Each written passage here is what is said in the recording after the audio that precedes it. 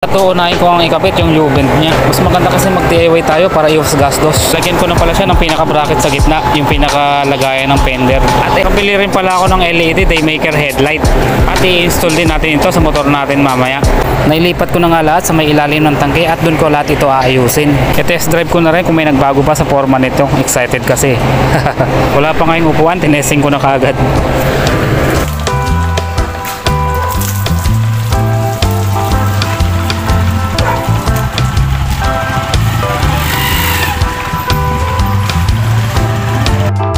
Nakapag-desisyon na nga ako na baguhin ko yung motor ko. Bali gagawin ko nga pala siyang scrambler. Nananawa na kasi ako sa itsura nitong TMX 125. Kaya nga pa unti-unti ay babaguhin ko siya. Kung napanood nyo nga yung mga una kong video about dito, hindi ko siya totally pinago. Nakatulad ngayon na talagang babaguhin ko na siya. Ibinalik ko pala sa original itsura to kasi akala ko hindi ko siya marirehistro. Pero ngayon nga itutuloyan ko ng baguhin to. At hindi na talaga siya mababalik sa dati niyang itsura. At uunahin ko ang ikapit yung U-bend niya. Mas maganda kasi mag-DIY tayo para iwas gastos. Malalaki pa kasi tayo ng gastos pag pinagawa natin to. Kaya nga tayo na yung bahalang gumawa nito. Kung kaya ko naman bakit hindi. Binaklas ko na nga yung mga accessories nito, yung mga posibleng tatamaan kapag nag-welding ako, para nga hindi madami o masira kapag nagkabit na ako ng U-bend. Pinutol ko na pala ng grinder yung pagkakabitan ko ng U-bend dyan. Tapos sinukat ko na rin kung sasakto nga yung kalalabasan.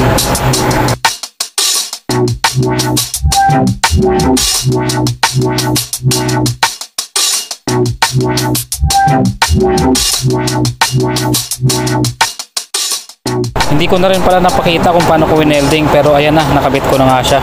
Sa mga gusto palang mag-order ng ganitong U-bend, punta lang kayo sa TikTok account ko. Doon yung mabibili. Okay naman yung lapot niya, talagang matibay.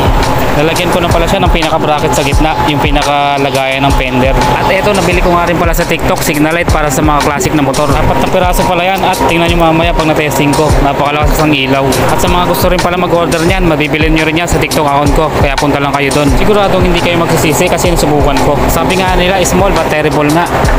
Kahit nga maliit yung ilaw niya, napakalakas naman. Kaya check out niya kung mag-order kayo. Nakabili rin pala ako ng LED Daymaker headlight. At i-install din natin ito sa motor natin mamaya. Ang ganda nga ng quality nito at napakalakas pa ng ilaw. Ilagay ko na lang pala sa description yung link kung saan ko nga ito nabili. Para nga mabilis yung mapuntahan kung sakaling nagbabalak nga kayong bumili nito. Binaklas ko na nga yung headlight ko kasi papalitan ko na siya ng LED Daymaker. Medyo may problema nga ako kasi napakarami ng wire niya. Hindi kasi siya magkakasya lahat sa ilalagay kong headlight dito. Maliit na kasi yung space niya sa loob kaya talagang hindi kaya. Kaya nga ang bala ko sa ilalim ng tangke ko lahat ilalagay ito. At yun nga ang gagawin nating solusyon para dito. Yun lang kasi yung pinakamadaling paraan para maitago natin yung mga wirings. Tinanggal ko na nga muna yung tangke ng gas tapos nilinisan ko na din. Pinunasan ko na rin pala ng basang-basahan gamit ang degreaser para nga mabilis matanggal yung mga nakakapit na dumi. Yung degreaser pala ay mabibili din yan sa TikTok account ko. Kaya nga kung gusto nyo ng mabilisang linis, doon lang kayo mag-check out.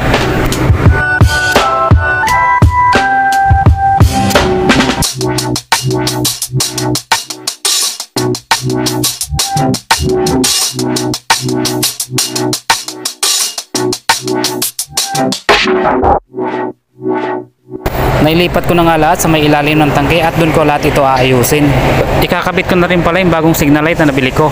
Harap at likod na pala yan. Ang kagandahan kasi sa signal light na to napakaganda. Maliit lang siya pero napakalakas ng ilaw. Dadaigin pa nga nito yung malalaking signal light. Kaya nga abangan yung mamaya para makita nyo kung gaano nga kalakas yung ilaw niya. Ikakabit ko na nga rin pala yung headlight nito tapos aayusin ko na rin yung wirings niya sa likod. Yung mga hindi nga kakasya dito, sakto lang naman yung sukat niya. Nasa 7 inches kasi yung sukat ng headlight na to. Kaya sukat na sukat din sa stock na bracket ng motor ko.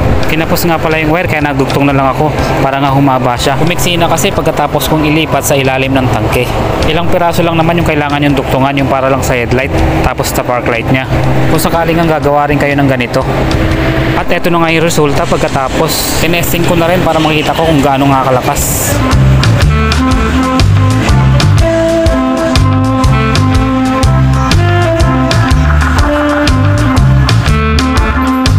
Test drive ko na rin kung may nagbago pa sa forma nito. Excited kasi.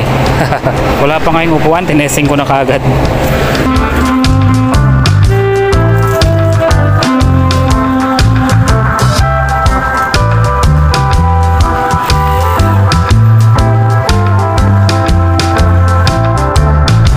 acrylic glass pala yung ginamit ko dyan para sa upuan.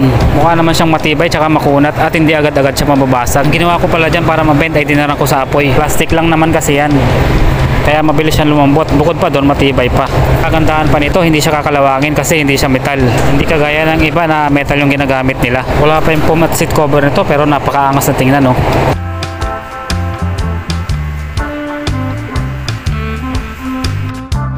Nilayout ko na pala kasi bubutasan ko itong mamaya kasi lalagyan ko ng bolt para kumapit sa ilalim. Bago ko nga siya lagyan ng foam tsaka ng seat cover. Sinukat-sukat ko lang yan para mamaya isasalpa ko na lang. Pagkatapos ko nga gawin yung mga bracket nito. Yung stock ko palang upuan ang ginamit ko dito. Bali, i-modify ko lang siya. Tatapasan ko lang yung magkabilang gilid nito para makuha ko nga yung tamang sukat. Ginamitan ko na pala siya ng kutsilyo kasi pumipitik pag grinder ang gamit. Yung kutsilyo hinasa ko lang para mas mabilis nga ang gayat. At nang makuha ko nga yung tamang sukat ay nilapat ko na sa acrylic board. Sumakto naman siya, bali babalutan ko na lang. Yung seat cover niya ay sa TikTok ko rin nabili. Pang classic cover na nga pala to, kaya tamang-tama sa binubuo kong upuan. Ginamitan ko pala siya ng barena tsaka ng riveter kasi nga hindi tatalabang stapler dito. Tapos gumawa nga ako ng frame para maganda nga ang lapad nito. First time ko nga pala magbalot ng ganitong upuan, kaya huwag kayong mag-expect na maganda yung kalalabasan. Basta para sa akin, mabuild ko lang yung gusto kong forma, okay na yon. Pero aayusin pa rin natin yung pagkalapat ito hanggat kaya ko. Natapos ko na nga at ito nga yung kinalabasan. Pakita ko lang sa inyo yung resulta ng pinaghirapan ko. Hindi man siya gaanong perfect pero okay na rin. Pwede nang ipanlaban ng pandiinan to. Kung napansin nyo yung frame sa pinakailalim, yung pala yung tinabas ko para maganda nga yung pagkaribit ko. At maayos nga yung pagkalapat niya. At ito na nga yung resulta, okay naman kahit pa paano.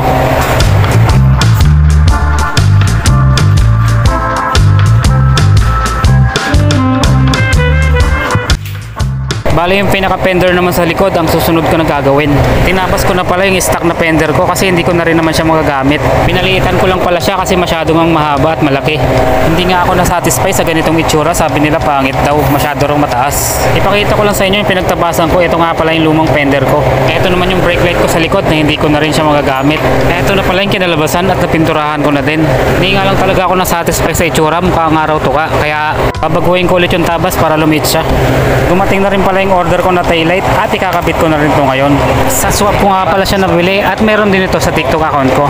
Kaya nga sa mga gusto mag-order, click nyo lang yung yellow basket ko. Wala, yun. Napakaangas, kaibigan. Ay! Napakaganda niyan. Ito. Kamusta ka? Tingnan nyo naman yung signal light ko, talaga namang napakalakas. Pwede sa TikTok. Kikita ko na naman sa TikTok. Bumili na rin pala ako ng bagong susian ng motor at tank cover na rin. Tira na kasi yung susian ng motor ko tsaka yung cover ng tangke. Kaya nga napa-order ulit ako. Kaya nga kung sa itsura lang ng cover, parehas lang din dati sa stock. Hindi na rin kasi siya masusian, nag-stock na sa loob. Kaya papalitan ko na siya ng bago. Ito naman yung sa ignition switch niya, papalitan ko na rin ng bago kasi hindi ko na maayos yung dati. Ang hirap na kasi mabuhay ng motor ko, kahit susian mo pa, ayaw pa rin mag-on. Napalitan ko na ng bago at one kick lang ay umilaw na agad yung neutral niya. Hindi nga kagaya dati na kinakapa ko pa, mabuhay lang. Kaya hindi na nga ako mahihirapan kung sakaling bubuhayin ko siya at gagamitin. Nakakatuwa kasi parang bago na ulit yung motor ko. Abangan nyo mga idol ang susunod na update na gagawin ni Jess TV sa motor niya. Madami pang kulang na piyesa ang kailangan niya, kaya kung nagustuhan mong panoorin ang video niya, subscribe mo naman ang channel niya para sa mga susunod na video na ipapakita pa niya. Abangan nyo din kung paano niya tatapusin ang binibuild niya na motor. Kailangan mo pang i-subscribe ang channel niya para updated ka lagi sa mga mangyayari sa motor niya. Maraming salamat sa pagsuporta mga idol. God bless.